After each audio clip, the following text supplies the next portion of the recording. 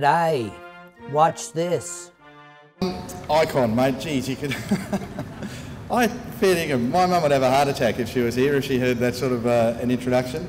I'm Maureen Smith's boy. I went to school at St Joseph's Convent at Rockdale in Sydney, and then the Morris Brothers, and I would hope that some of the moral judgments, the moral positions that the nuns and the brothers tried to inculcate in me are still present to some extent, and that includes the ability to make a very sort of simple moral judgment about right and wrong. And that's why I'm here, because I think what happened in the AWU scandal is monstrously wrong. I can remember as clear as crystal this nun, Sister Frances, in second class, just before we made our first Holy Communion. By the way, how many mix are there here? Well, you can explain to the others after what it all means. Do a genuflect, say a benediction for them, will you? Sister Frances said, righto children, we're going to talk about sin, because you've got to go and see Father and make your confession, so you have a clean soul when you go and have your first communion. And she said, a man sins when he does what he knows to be wrong, and he does it anyway. It's just stuck with me ever since. I thought, how good's that? How easy is that to understand? And this AWU scandal is dead set wrong, absolutely wrong. So tonight, I want to tell you a little about about what I have uncovered in the last 12 odd months of trying to uncover the truth, to get through the documents, the interviews, chats with people, and to gain an understanding of what went on, and also first-hand what happened to me, what happened on that fateful day that I tried to broadcast the interview. So first to that, I'd been having a particularly good run on the radio. I reckon the radio is a marvellous medium for conversation, obviously, but for trying to scare out of the shadows, out of their burrows, those who don't want to talk.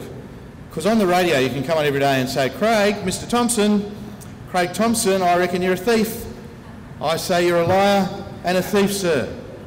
And at some point, he's got to come on and, you know, have a go back.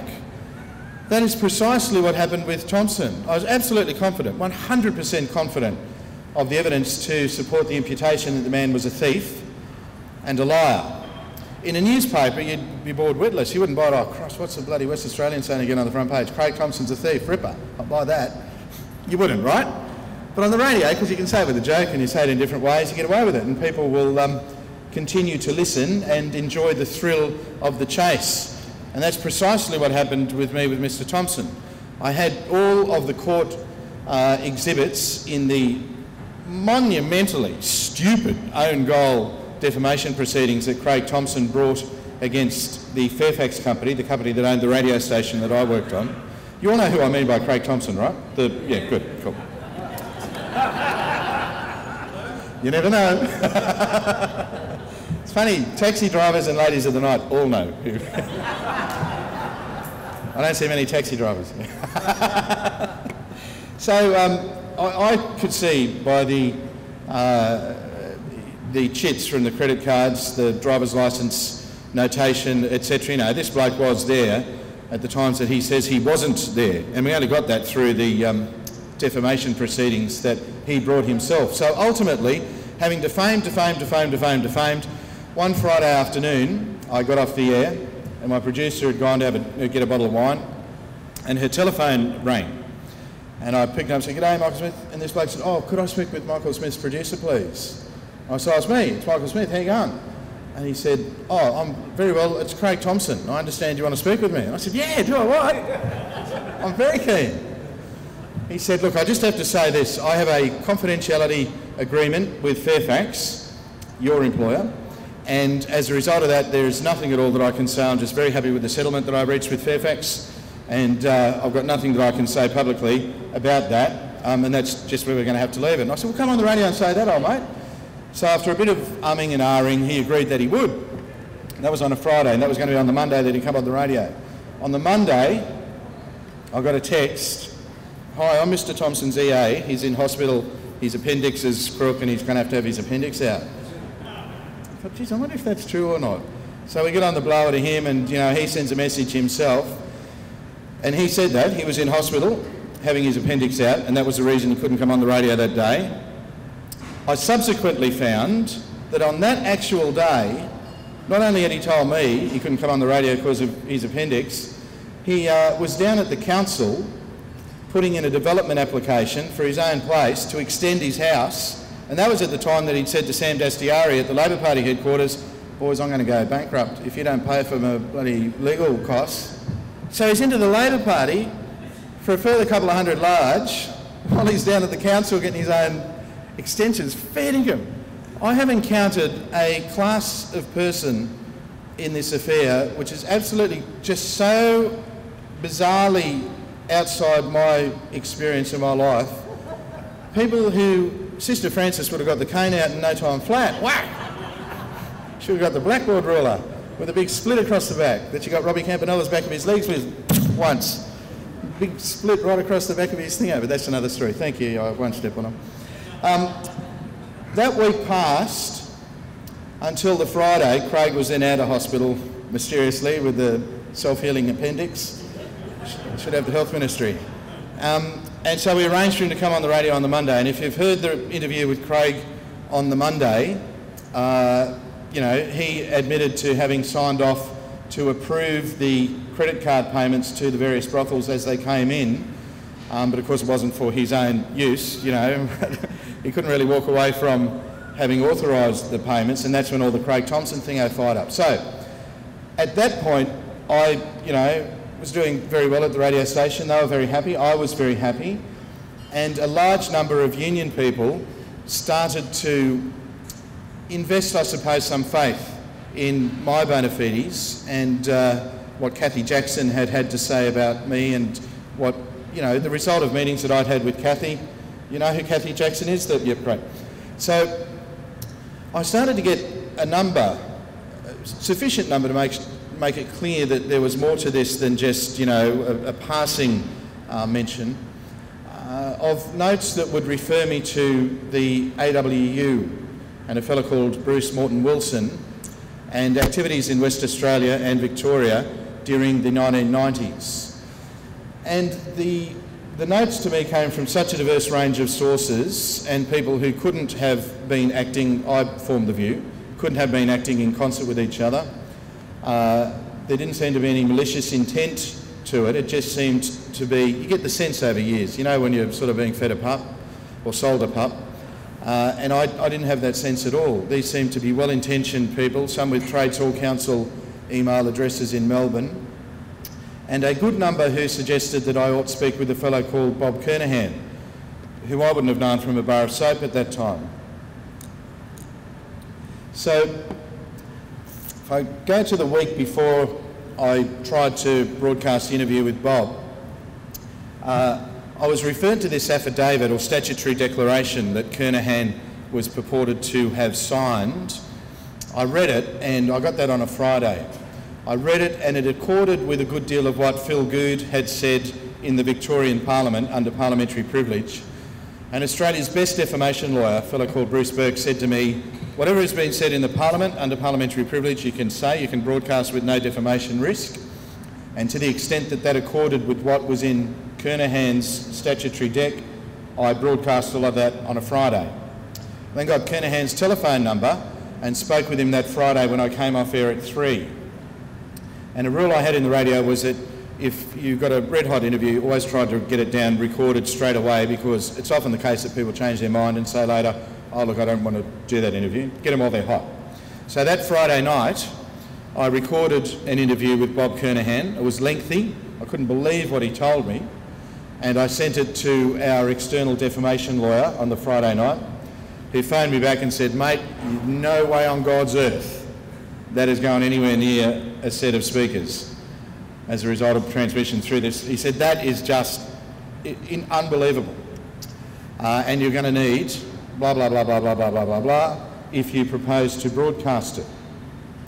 So I went back to Mr. Carnahan and said, Bob, look, I get the sense that what you're telling me has truth in it, but, you know, to meet the defamation laws, it has to be absolutely defensible if we're sued on the basis that it's true. And in order for me to be satisfied as to the truth of what you're telling me, I'm going to need substantiation of the following things. And he said, yeah, no worries, I got it. Now, I said, you what? He said, yeah, I got it. How can you have all that? He said to me, oh, well, you know, there were various court proceedings in the Industrial Relations Court. He said, anyway, don't take my word for it. I'll get it all emailed up to you. So, Bob, who's the loveliest bloke. I'm sure if you've followed the blog or seen the interviews, he's just the kindest-hearted, loveliest, Irish, cherubic, you know, beautiful bloke, family man. So he went into the sandwich shop at Shepparton and spoke to the lady who's making the sandwiches and stuff, who's also got a scanner.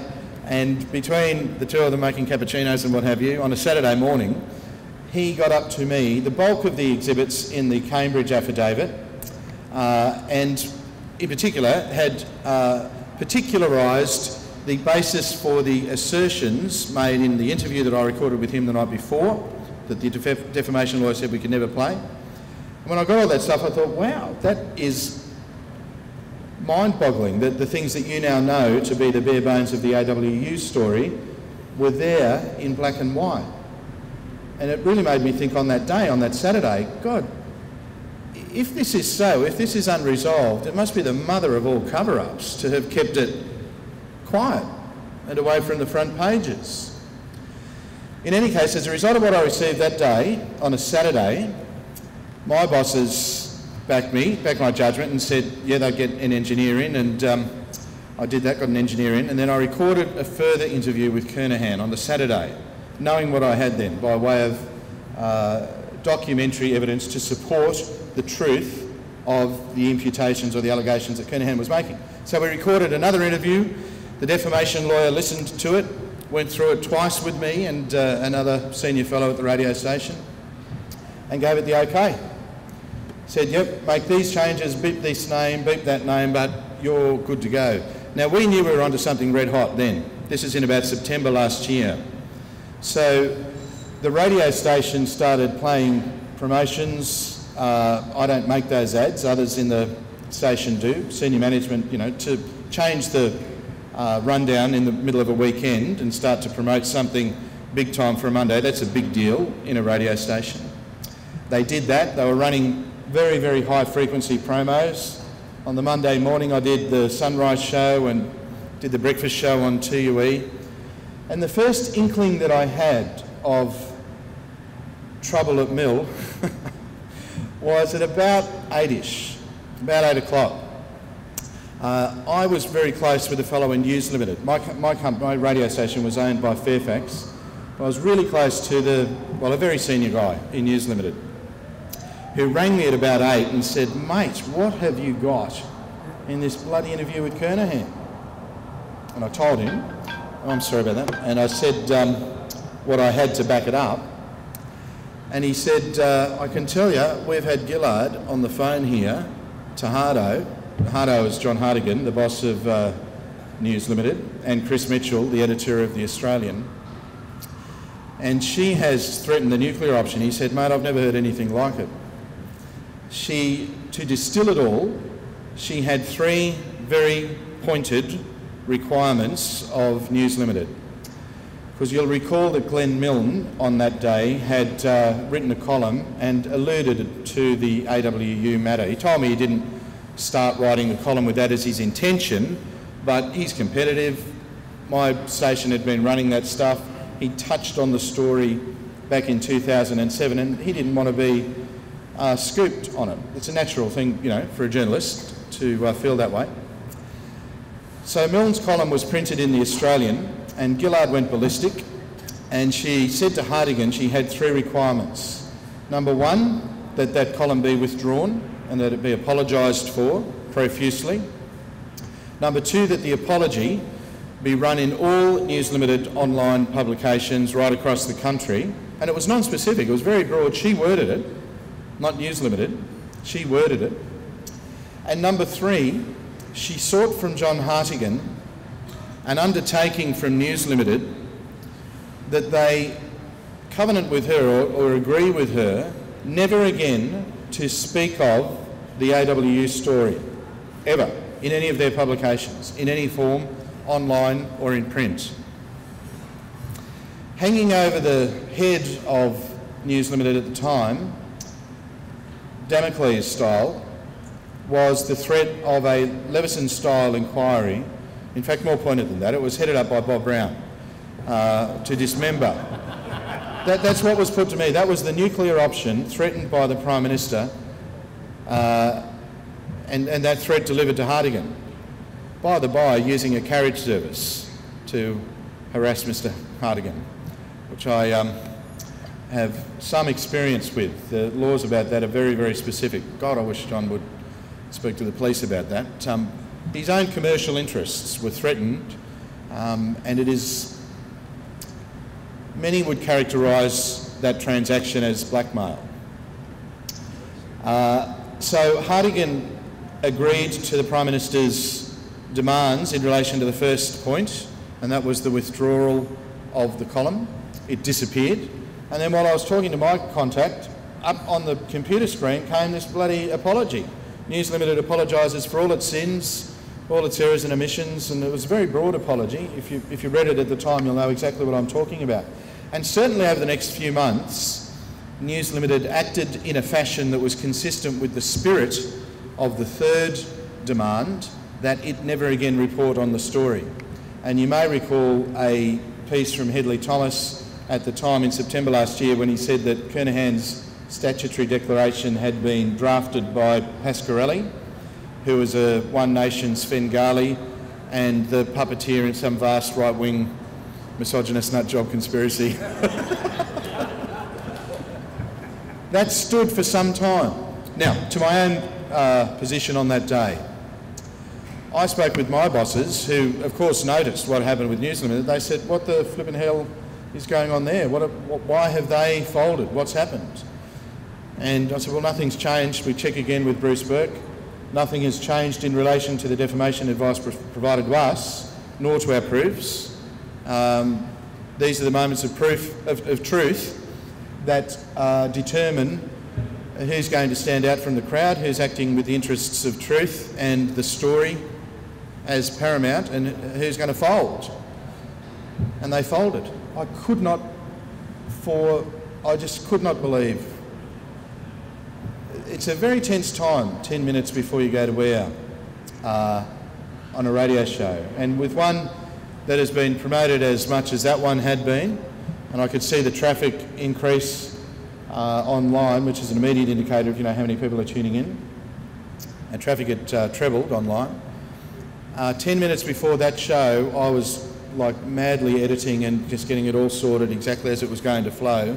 To be told to drop it and to do something else was, oh geez, that was a hell of a difficult pill to swallow, a very difficult pill to swallow. So I was told on that day that we'd hold it for a day, and that the next day we'd get the go-ahead. And then it was going to be the next half hour, and that went on for a week. The Monday of the next week, on entirely spurious grounds, because of my persistence in trying to broadcast it, having said to Carnahan, who'd come up to Sydney by then, and we'd sat down with this defamation lawyer and his staff for then hours, literally hours, then with handwriting experts, and by this stage the defamation lawyer was entirely engaged and recruited in the truth of the story and was pointing out to management in the company, well, this is real. The handwriting doesn't lie. The handwriting on the certificate seeking incorporation of the Workplace Reform Association is hers. She cannot say she wasn't present during the processes that led to its incorporation. Its incorporation is contrary to the rules of the union, and we had a reasonable grasp at the time then of the conveyance of the house and what have you. I'm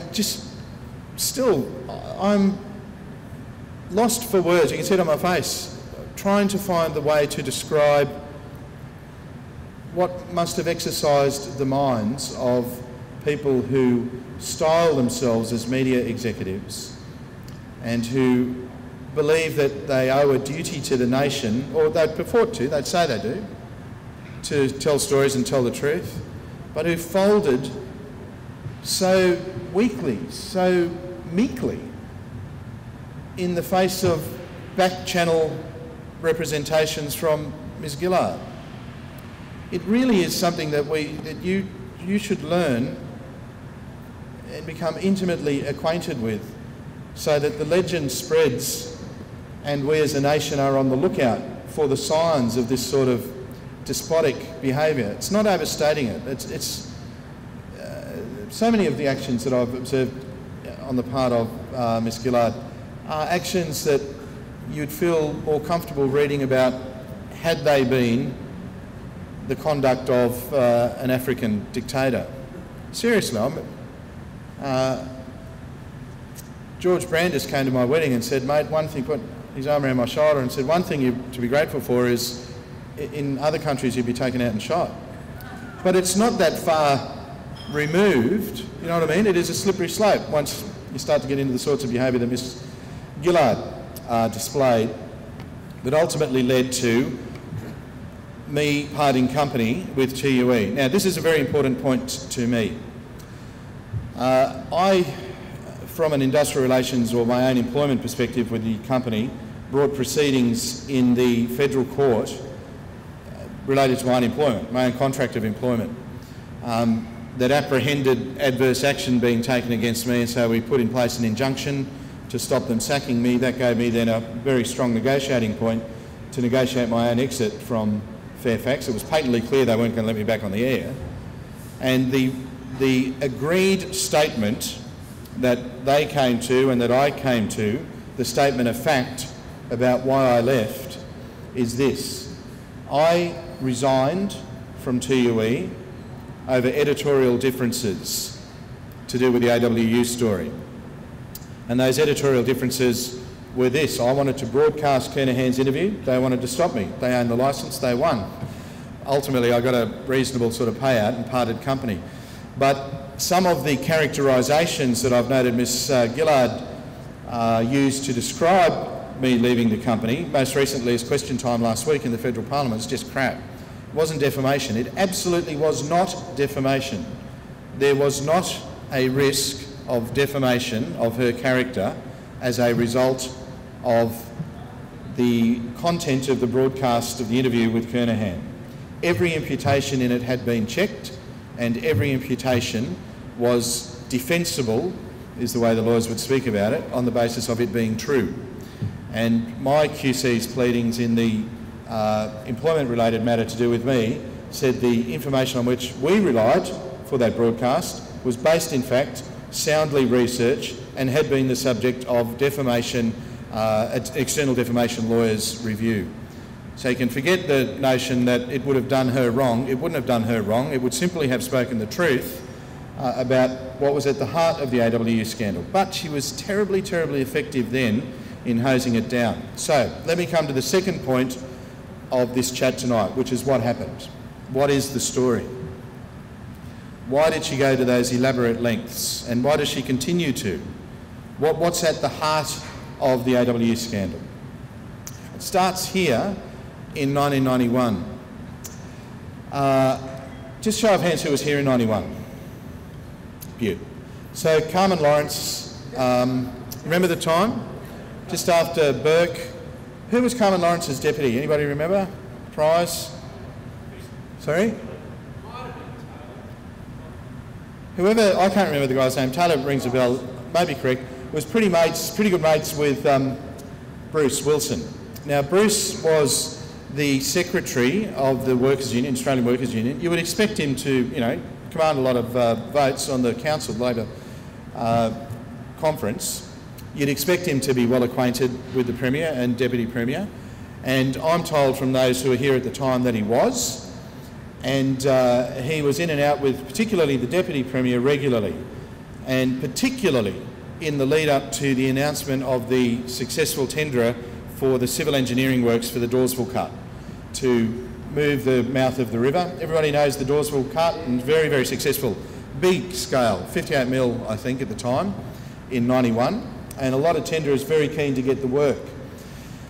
Now, Bruce Wilson's brother-in-law, a bloke called Joe Trio, was the boss of Tees in Western Australia. Joe Trio is married to Bruce's sister. And they were by all accounts close. And Bruce, I base what I'm about to say now on conversations relayed to me by Ralph Blewett, who was president at the time, and to some extent on statements made to police and my understanding of the précis of those statements in the police files which I have under freedom of information. And where I, surmise to join the dots, I'll let you know if I'm doing that, if I'm surmising. In the lead up to Christmas '91, Wilson was making it be known that he had inside information about who was going to receive the contract, who would be the successful tenderer. And he was certainly known to be in and out with the Deputy Premier regularly. An agreement was struck with the General Manager of Tees, that's Joe Trio, and Bruce Wilson, that if Tees was in fact the successful tenderer, the AWU would put in place workplace reform advisors at a certain rate and would be paid for that. And Wilson went a little bit further and said, well, that would put the funds under the direct control of the AWU. Why would I do that when, with a little bit of engineering, I can put them directly under my own control?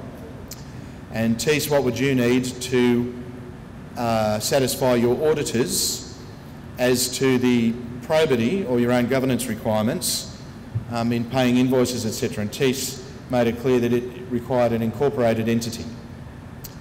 Now, Wilson, when the announcement was made that Tees was the successful contractor, met again with Tees, with Trio, and another fellow who was the operations manager, who is mentioned at length in the police files, but I won't mention his name today so as not to compromise any further investigations that police may have underway. Trio's been well and truly spoken of in the press, but there was another fellow in at Tees as well. Trio and Wilson negotiated a deal that's reflected in a letter that basically said the AWU will provide a workplace reform advisor on site at the Doors Will Cut project, and in return it will be paid an amount of money. Wilson sought to gain the necessary Inc. letters, the incorporation letters, after the entity that was going to raise the invoices by going here to the Corporate Affairs Commissioner and seeking the incorporation of a sham fictional association. It was just bodgy. It didn't exist. It was bultish.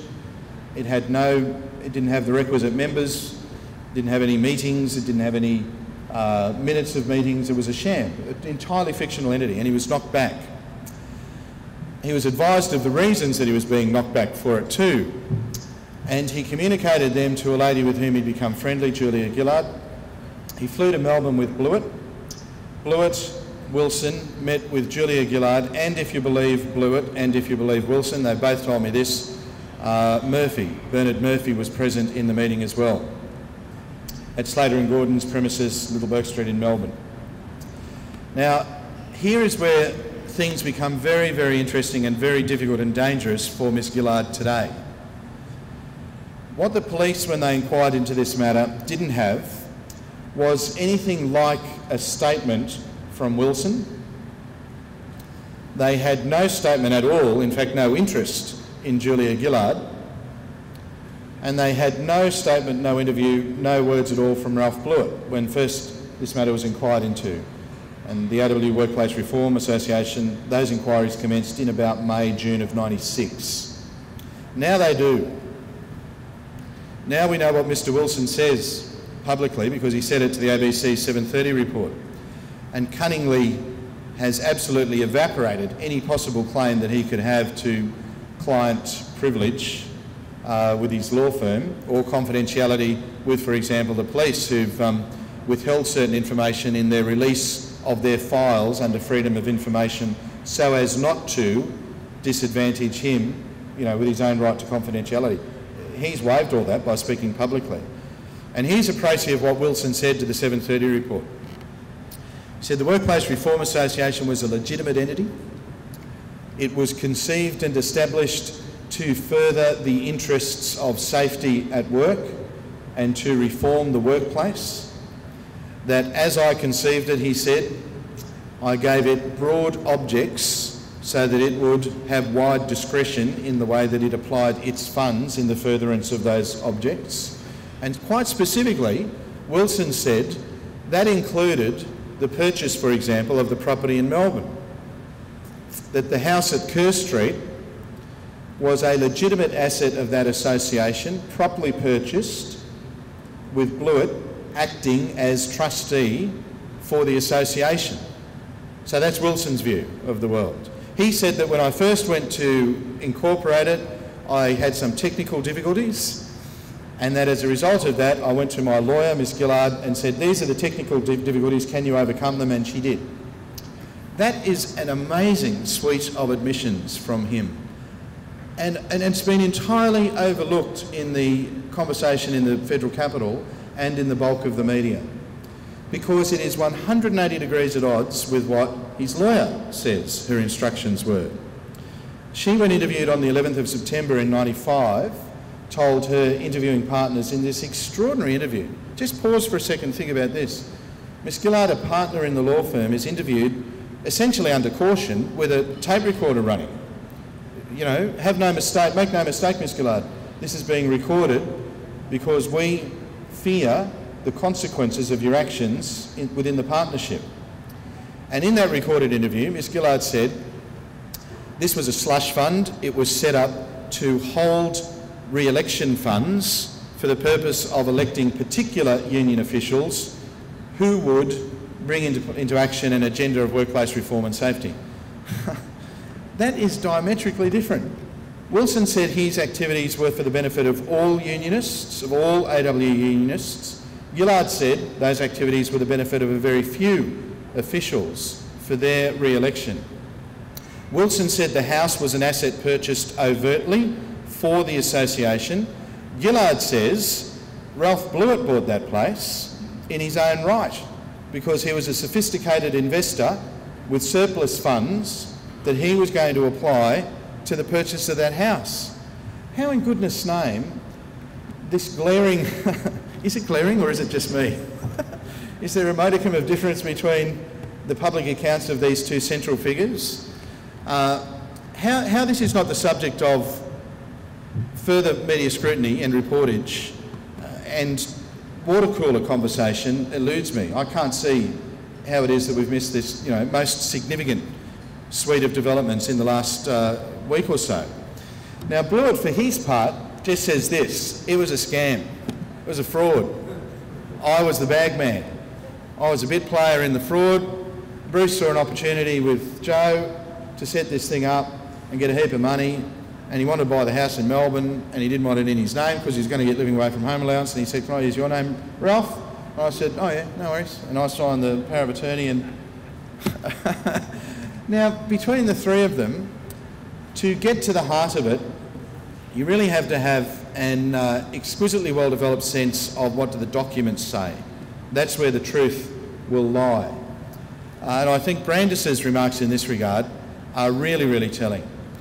Every single one of Ms. Gillard's actions in relation to the whole of the matter have been designed with a singular purpose, and that is to conceal or to deceive, to keep secret, and to have anything like, and I'm trying to avoid the word admission, it's the old copper in me, but anything like a reasonable sounding narrative delivered by her as to what actually happened, it's like pulling teeth. It's like you've got to torture her or something to get it out of her.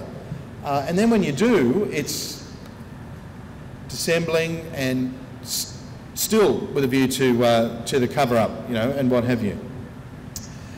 I think the opposition is right in its current call for a royal commission or some sort of judicial commission of inquiry. And the reason I think that that is appropriate and right now is that Ms. Gillard is in the position of Prime Minister courtesy of the very union that is at the heart of this fraud. the very entity whose name was used, this association passed itself off as being the Australian Workers' Union. That is clear in the statements of the TEAS executives who say we only paid this money because we thought it was the union that we were paying it to. And you'll recall on the night that Kevin Rudd was dispatched that it was Paul Howes who made the announcement on Lateline of who the next Prime Minister would be. Just let that settle in your head for a moment. That the person who runs the show, the head of government, is in the pocket of not some conspiratorial theory, but you know his name, Bill Ludwig, a bloke who controls the block of votes to keep her there, and he has this unresolved, improperly or partially investigated matter in which she is so terribly implicated hanging over her head. How in goodness name can that be healthy in anyone's language? How can that be possible, that a matter of that import resulting in the installation of somebody as head of the government remains unresolved and uninvestigated?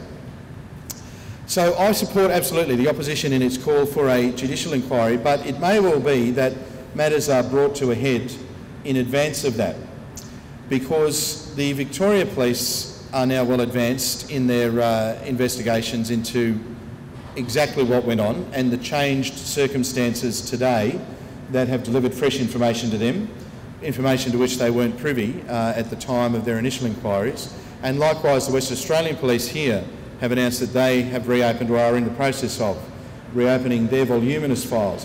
It was an extraordinarily well investigated matter here in the West, much better than in Victoria. And it pains me to say that because I was a Victorian copper. But the Western Australian matter, investigated by Detective Sergeant McAlpine, and he was supported by legal officer Sam Tuff, was a superb investigation. And you can see the pain in McAlpine's writing, and right to the end he was saying that there are 4 named persons who ought to be the subject of conspiracy charges. I hope that this blight, this terrible stain that leads to taxi drivers having the sort of conversation that I've had with 2 today, where they say, oh shit mate, she's as guilty as hell, but you know, are you ever going to pin it on her? That can't be good for us. Can't be good for the nation to have that collective, and I'm sure, do you feel that yourselves? It has to be resolved. And the fact that so many of her own party and so many of the media are recruited and engaged in the maintenance of the cover-up, to me, one, it beggars belief, but 2, it has to be blown away, and the place to have it blown away is by you.